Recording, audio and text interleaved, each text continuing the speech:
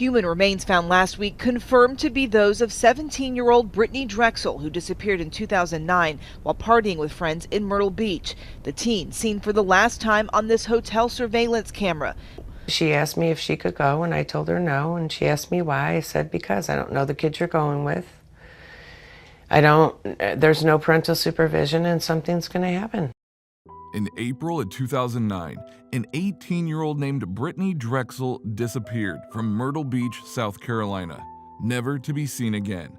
At the time, Brittanee, a resident of Rochester, New York, was on a secret trip with friends that her mother did not know nor approve of. But the rebellious teenager managed to go on an out-of-state trip with these friends behind her mother's back. And for the next 13 years, Dawn Drexel waited for her daughter to come back home. Until now. In a recent and shocking revelation, evidence has come to light about what really happened to Brittanee 13 years ago. But certain questions remain unanswered. Why was she targeted? Why didn't her so-called friends report her absence to the police? And why did it take all this time for her family to hear any news of her? Welcome back to Mysterious 7. My name is Matt, and today we are diving into the heartbreaking story of Brittanee Drexel, lost and found, 13 years apart.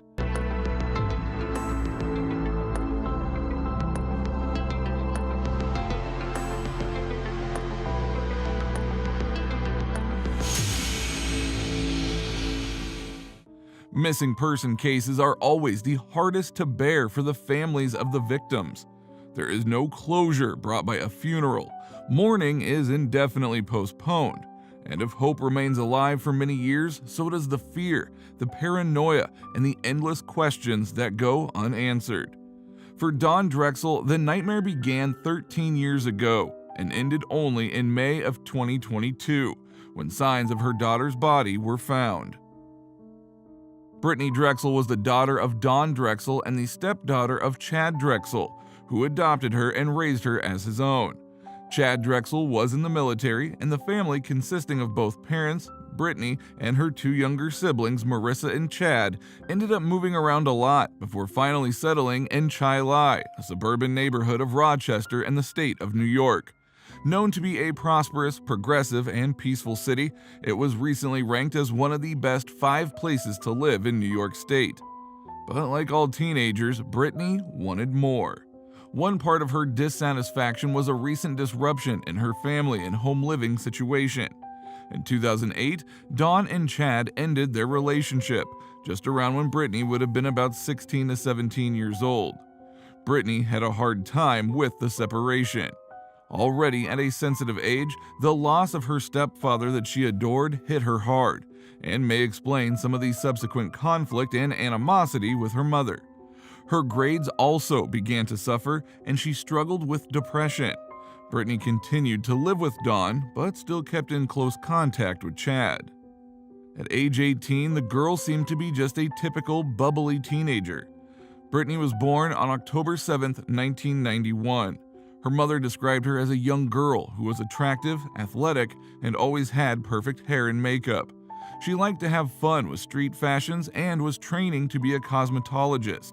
She even dreamed of becoming a model one day. But for the time being, she loved playing soccer, hanging out with friends, and going out to eat. And she never caused her family and friends any particular concern. It is common for some teenagers to fall into a pattern of truancy and troublemaking, for example, and some will also fall into a trap of drug addiction, and unsafe lifestyle choices, and even self-harm. But Brittanee, on the face of it, was just a nice, sweet teenage girl who never really made any waves. Until one day, she just wasn't there anymore. In the 13 years following her inexplicable disappearance, there were a number of possibilities explored. Her mother, Dawn, wasn't the only one who was worried. Her ex-husband and Brittanee's stepfather immediately took steps to inform the police, who organized a statewide, then later a nationwide search. It was a hugely well-publicized case, and while physical evidence was still lacking, the finger of public suspicion pointed to many different possible perpetrators. Jennifer Oberer, Philip Oberer, and Alana Lipa were the names of the 3 friends that Brittanee was traveling with at the time.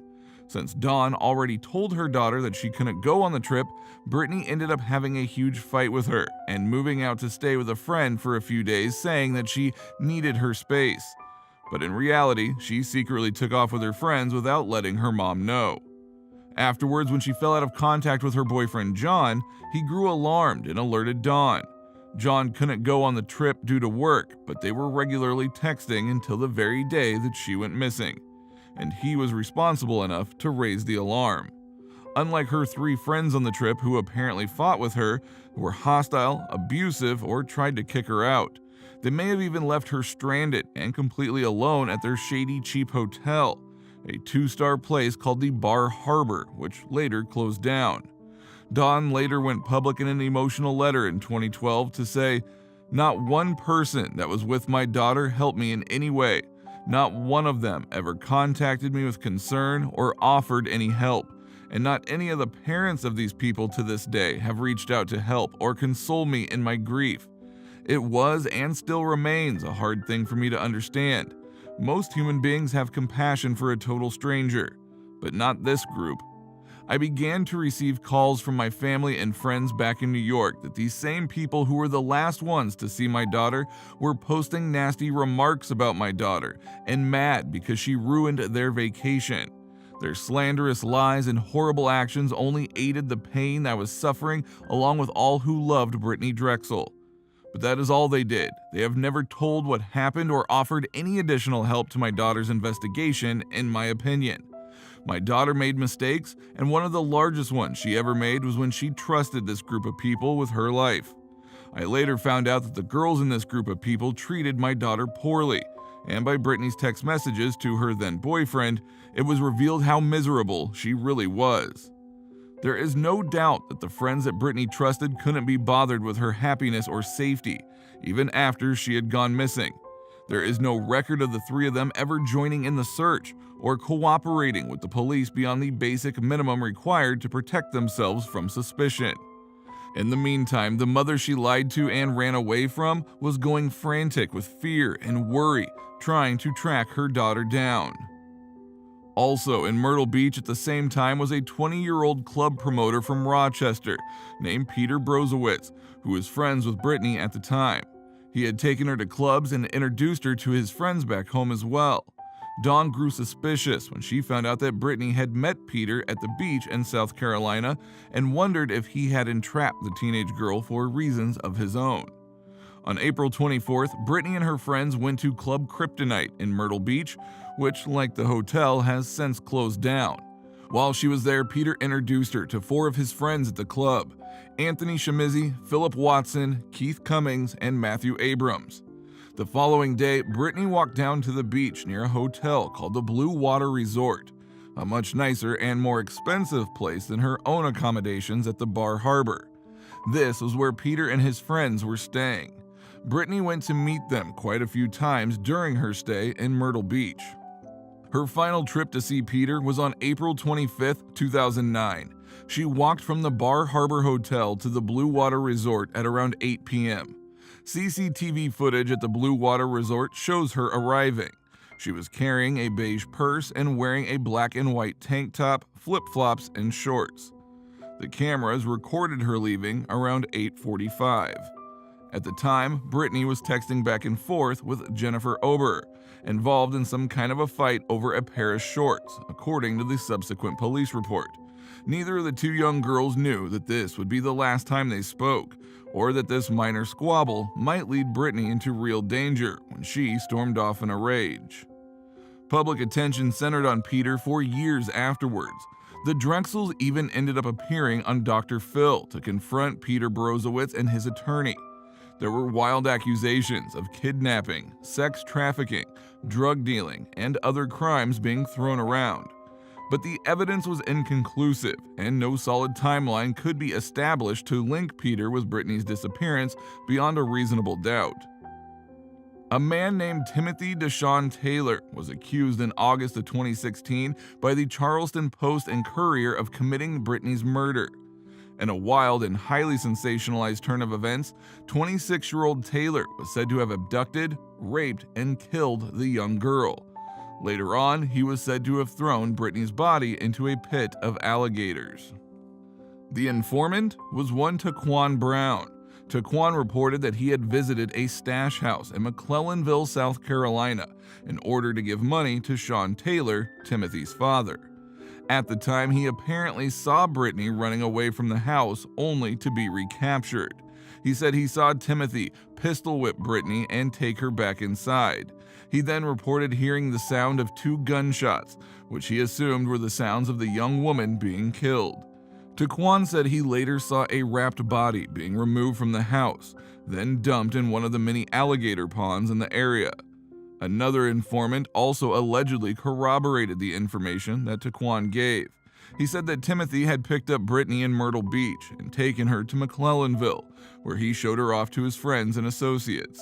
The information implied that Timothy Taylor may even have tried to sell Brittanee for sex trafficking purposes, but after she tried to escape, he then killed her and dumped the body. Now, this information is directly contradicted in the same statement by the same informant, who suggested that Timothy only killed Brittanee after the case became so highly publicized that it was then dangerous to keep her around. This later statement does not make sense with the rest of the timeline, and the motive for the killing then changes entirely. For this reason, this series of statements were not considered to be plausible evidence by the police. Taquan's highly colored account of events was never corroborated, though Chad Drexel said some inflammatory things accusing Taylor at the time. Without a doubt, Timothy Deshaun Taylor is a suspect in my daughter's disappearance and murder. My family and I will be following the FBI's request to keep specific details in our daughter's case under wrap until this horrible piece of trash goes to prison for life. After the guilty verdict, we will be happy to dispel these fairy tales that are being spun by Timothy's family. It is disgraceful the way this family and their friends are supporting and claiming innocence of a proven felon without even looking at the evidence presented and the facts surrounding the case. Eventually, Taylor ended up serving time on unrelated charges, and Brown filed a lawsuit to defend himself against defamation and death threats for his involvement in the case, reportedly from gang members of the Bloods. It was back in August of 2011 that Raymond Moody's name first came up in association with this case. He became one of the primary persons of interest in Brittanee's disappearance and was subjected to a police search of his home. With an extensive criminal record and the fact of his presence near the scene of Brittanee's last known whereabouts, the scrutiny was intense, but the investigation never led anywhere until recently. Just a few weeks ago, on May 4th, 2022, Raymond Moody turned himself in to the Georgetown County Sheriff's Office on an obstruction of justice charge. He then proceeded to confess to killing Brittanee 13 years ago. Subsequently, Raymond told authorities where Brittanee's remains could be found. On May 11th, the police found Brittanee's remains buried about 4 feet underground in the woods off a gated private drive in Georgetown, South Carolina. Brittanee was identified through dental records and DNA testing. Raymond Moody's long-term partner, Angel Vouse, spoke to the media after his arrest. "I'm shocked, I'm stunned, but I don't really know that side of him. I know the person he was with me. He was fantastic to me." Despite the ongoing investigation, Angel continued to stand by Moody. She said, "I mean, they never had anything, dropped everything, let it go. So nothing came of it again until a week or two before he was arrested.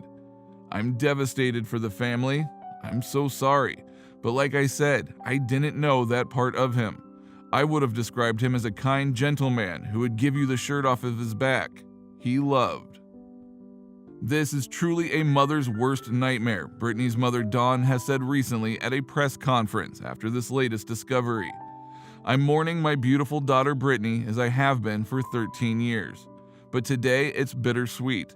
We are much closer to the closure and the peace that we have been desperately hoping for. Today marks the beginning of a new chapter," she said. "The search for Brittanee is now a pursuit for Brittanee's justice."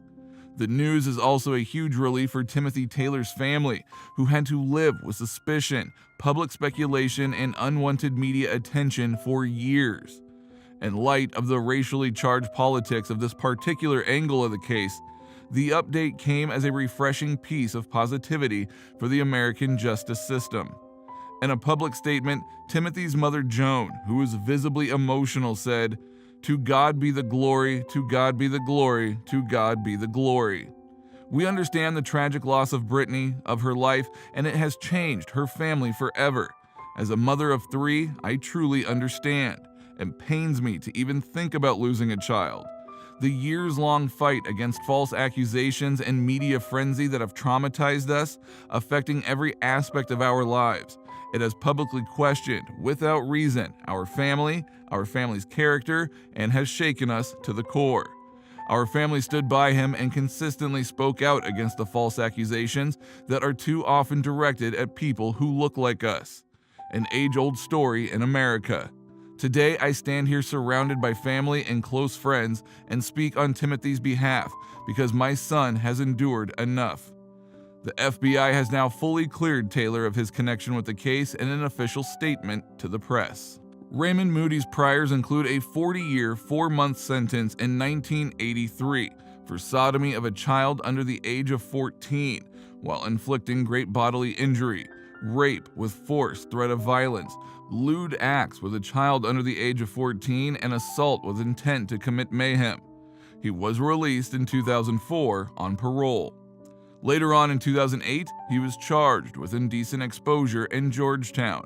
That charge was later reduced to disorderly public conduct in court. In 2010, he was charged with first offense for failing to register as a sex offender.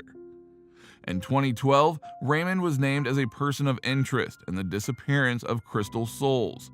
Crystal was 28 years old when she disappeared in Andrews, South Carolina on January 24, 2005. As of May 2022, Crystal remains missing, and thus far, Raymond has not made a confession about her case. Currently, Raymond is charged with murder, kidnapping, and criminal sexual conduct in the first degree. Reportedly, he confessed under interrogation that he strangled Brittanee Drexel on the day she vanished and buried her body the following day.